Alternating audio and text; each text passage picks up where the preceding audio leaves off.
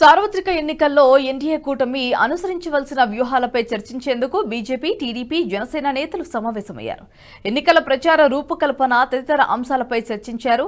April 4న Lok Sabha నియోజకవర్గాల స్థాయిలో, April 8న శాసనసభ నియోజకవర్గాల స్థాయిలో ఉమ్మడి సమావేశాలన్నీ కూడా నిర్వహించాలని కూటమి పార్టీలు నిర్ణయించాయి.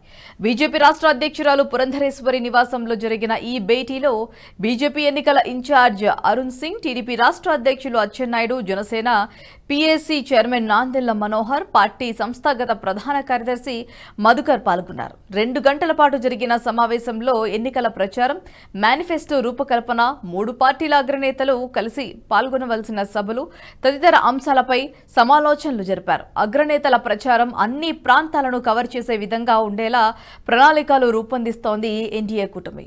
3 పార్టీలు ప్రజాక్షేత్రంలోకి వెళ్లి వైసీపీ ప్రభుత్వం చేసిన అవినీతి, అక్రమాలను ప్రజలకు వివరిస్తామని అచ్చెన్నాయుడు అన్నారు. క్షేత్రస్థాయిలో 3 పార్టీల నాయకులు, కార్యకర్తల మధ్య విస్తృత సమన్వయమే లక్ష్యంగా ఈ సమావేశాలన్నీ నిర్వహించనున్నామని తెలిపారు.